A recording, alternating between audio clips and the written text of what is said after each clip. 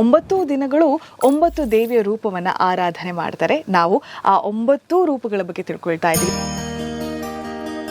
ಮೊಟ್ಟ ಮೊದಲನೇದಾಗಿ ನಾವು ಆರಾಧಿಸುವಂತಹ ದೇವಿ ನವರಾತ್ರಿಯಲ್ಲಿ ಅಂತ ಹೇಳಿದ್ರೆ ಶೈಲಪುತ್ರಿ ಪರ್ವತರಾಜನ ಮಗಳು, ಮತ್ತೆ ಇದು ಸತಿಯ ಮುಂದಿನ ಜನ್ಮ. ಇಲ್ಲಿ ಶಿವನನ್ನು ಕುರಿತು ತಪಸ್ಸನ್ನ ಮಾಡುವಂಥದ್ದು.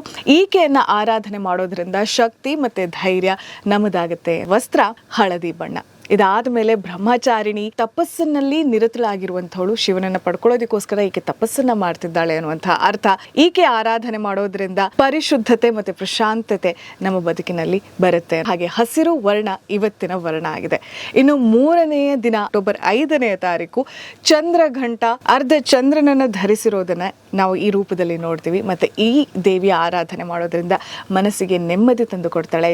ಮತ್ತೆ ಇವತ್ತಿನ ವರ್ಣ ಅಂತ ಹೇಳಿದ್ರೆ ಬೂದು ಬಣ್ಣ ಅಥವಾ ಗ್ರೇ ಕಲರ್. ಇದನ್ನ ಶೇರ್ ಮಾಡೋದಕ್ಕೆ ಮಾತ್ರ ಮರಿಬೇಡಿ.